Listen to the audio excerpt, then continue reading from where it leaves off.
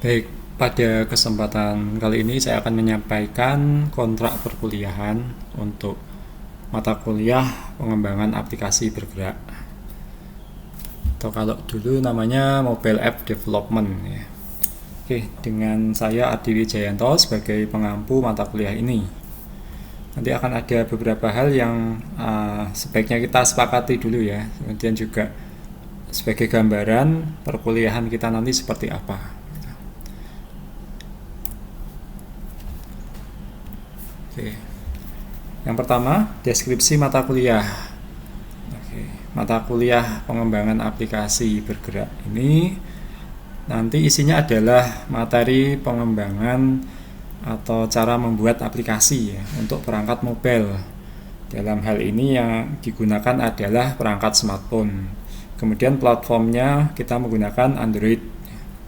Mata kuliah ini jumlahnya 3 SKS, ada 2 SKS teori dan 1 SKS praktikum. Kemudian nanti kita mengacu ke project based learning, jadi nanti ada tugas projectnya. Kemudian ini orientasinya juga ke skill coding ya, jadi nanti kita akan melakukan praktek. Di sini belajar teknis coding membuat aplikasi Android. Oke, secara ringkas seperti itu.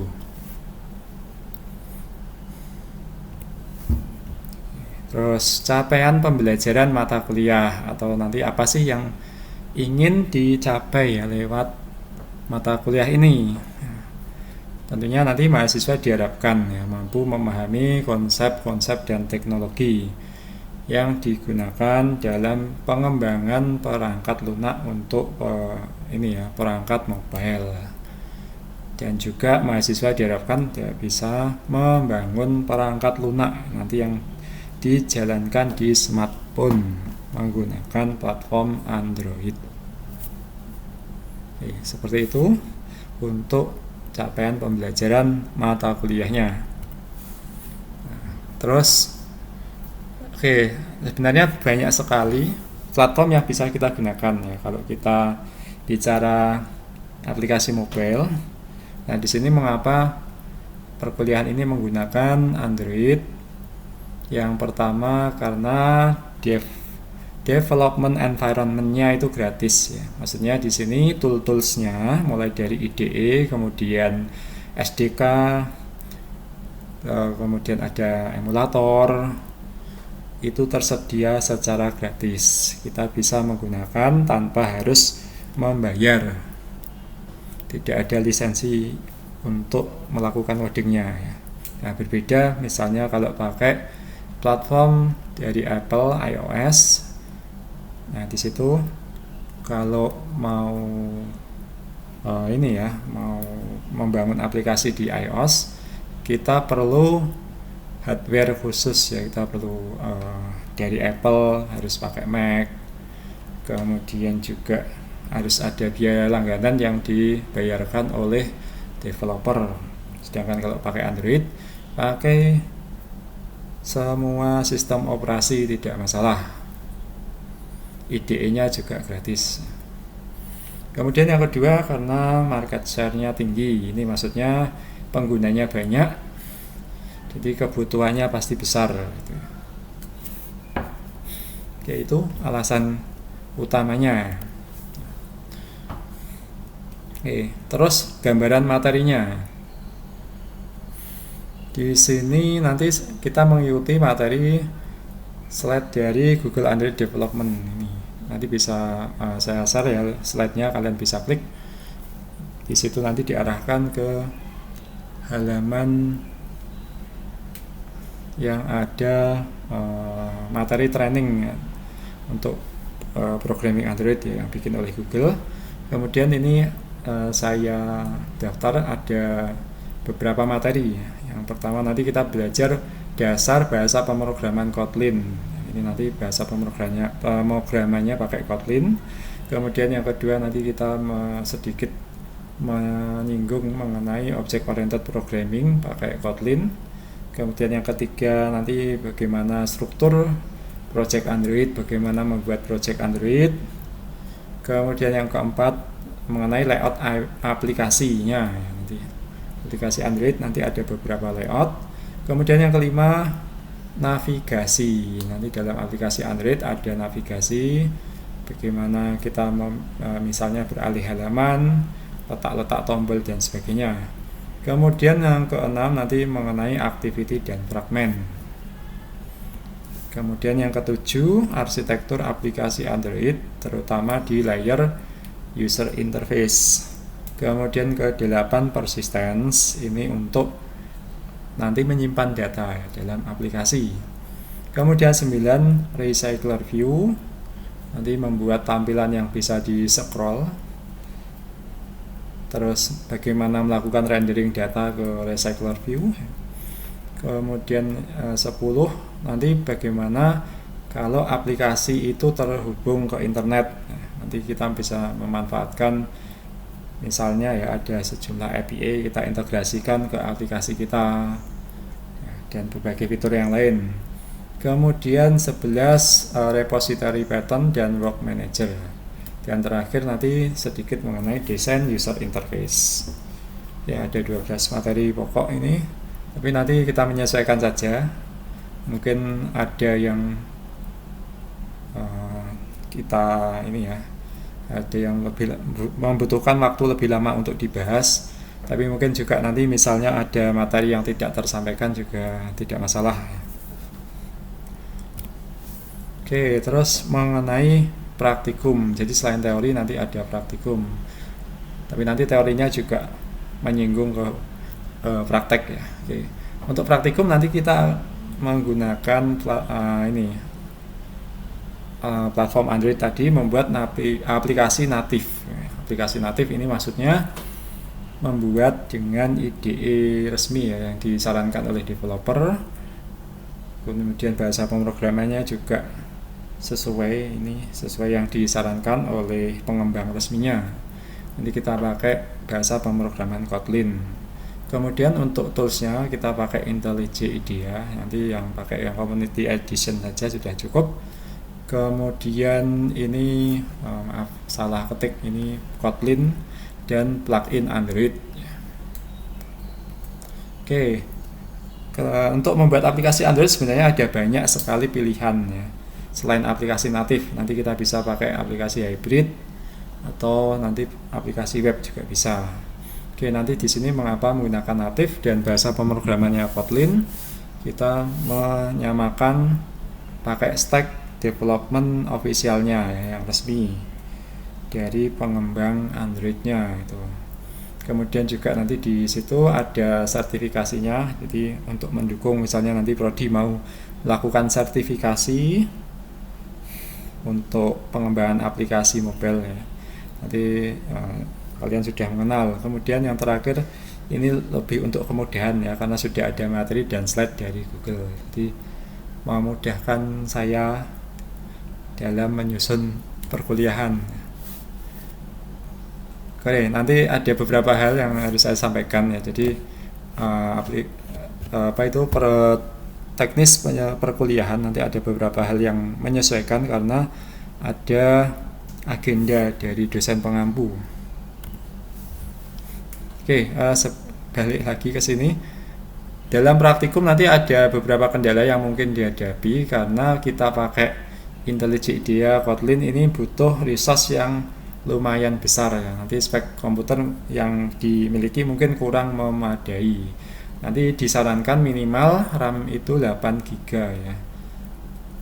Kemudian prosesornya generasi yang tidak terlalu jadul lah ya. Saya pakai prosesor Intel generasi 10 ya maksud saya.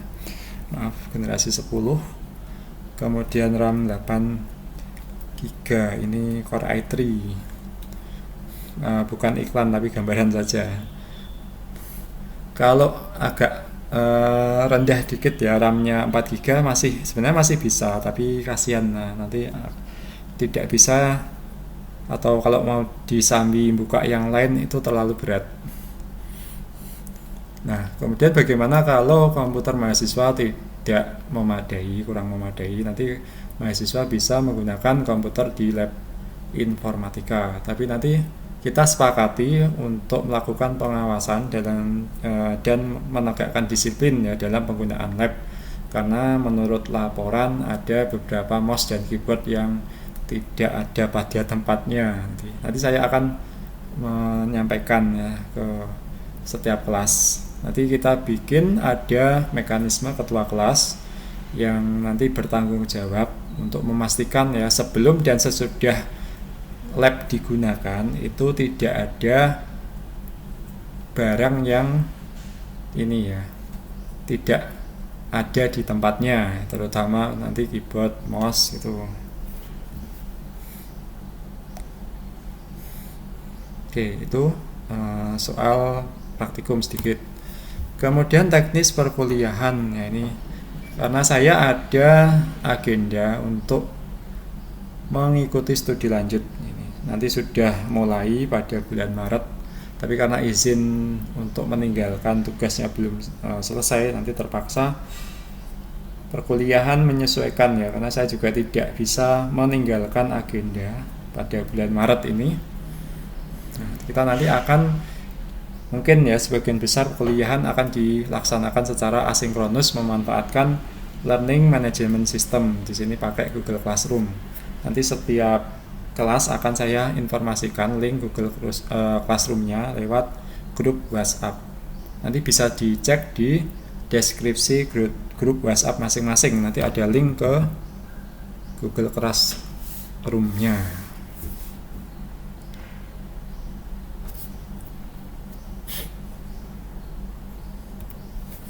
Oke, untuk perkuliahan nanti ada teori, ada praktek ya. Nanti teori kurang lebih seperti ini, saya akan mengupload slide dan video materi di Google Classroom. Ini untuk menggantikan atau istilahnya pelengkap ya.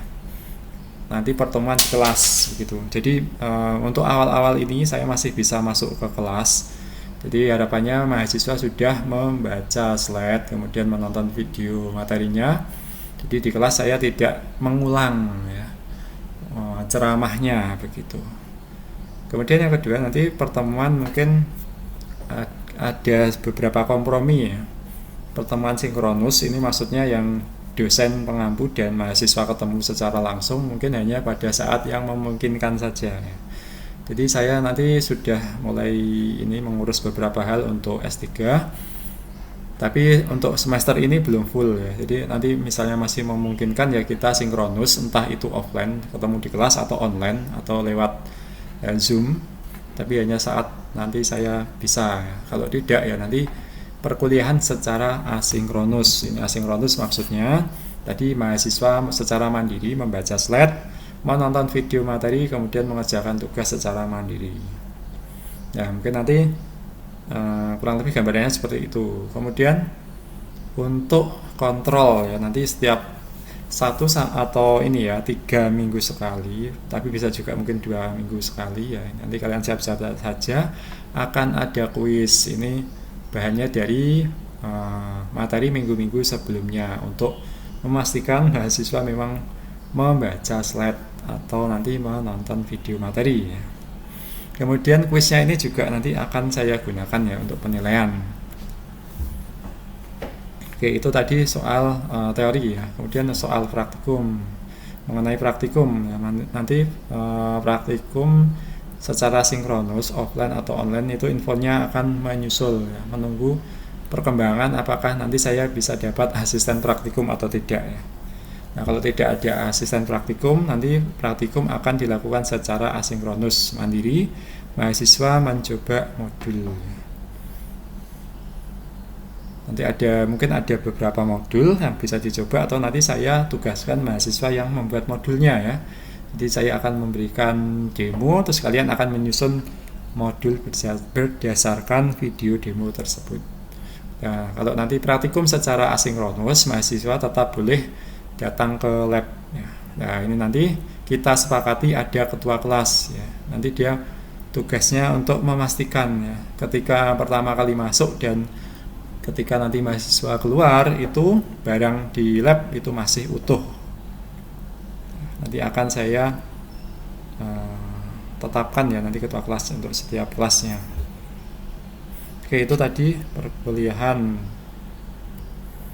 Kemudian mengenai kehadiran mahasiswa, nah ini secara default nanti mahasiswa dianggap hadir kecuali tidak mengikuti kuis dan tidak mengumpulkan tugas praktikum. Jadi nanti ada tugas praktikum. Nah, setiap kali mahasiswa tidak mengikuti kuis atau tidak mengumpulkan tugas praktikum, nanti kehadiran akan dikurangi 1 ya. Jadi setiap 1 kali tidak mengikuti kuis atau praktikum minus 1 ya. Nanti kalau 2 kali ya minus 2, 3 kali minus 3 gitu. Dan seterusnya. Oke, itu mengenai kehadiran. Kemudian mengenai komponen penilaian. Nah, nanti ada beberapa komponen ya. Untuk UTS dan UAS nanti bobotnya masing-masing 15%. Nah, kabar gembiranya tidak ada soal UTS dan UAS yang biasa ya, UTS UAS di minggu atau pertemuan ke-8 dan pertemuan ke-16. Nanti nilai UTS dan nilai UAS saya ambilkan dari kuis chapter 1 sampai 12 ya, dibagi 2 itu. UTS chapter 1 sampai 6, UAS chapter 7 sampai 12. Ya, ini nanti silakan lihat slide daftar materi untuk cek chapternya ya, apa saja tadi. Di slide sebelumnya yang memuat daftar materi ada 12. Kemudian untuk tugas praktikum bobotnya 20% dan nanti 50% ada dari project.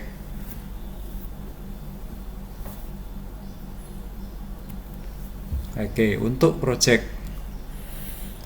nanti dosen pengampu akan memberikan studi kasus yang nanti dijadikan suatu aplikasi. Ini kurang lebih gambarannya. Kemudian mahasiswa nanti akan dibagi menjadi kelompok-kelompok. Kemudian ada repository GitHub untuk satu aplikasi.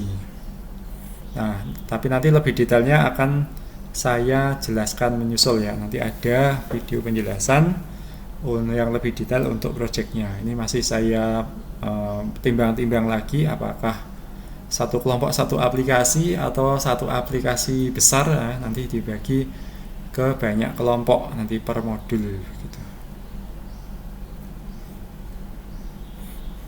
Oke, itu untuk penjelasan mengenai kontrak kuliah ya. Gambaran perkuliahannya kurang lebih seperti itu. Jadi mohon maaf ada beberapa hal yang harus kita kompromikan, mungkin tidak ideal karena ada agenda dari dosen pengampunya ya.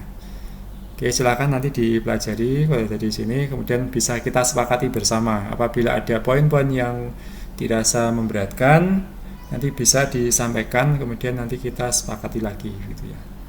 Oke, demikian untuk penjelasan kontrak perkuliahan kali ini. Sampai jumpa pada video berikutnya. Oke, terima kasih.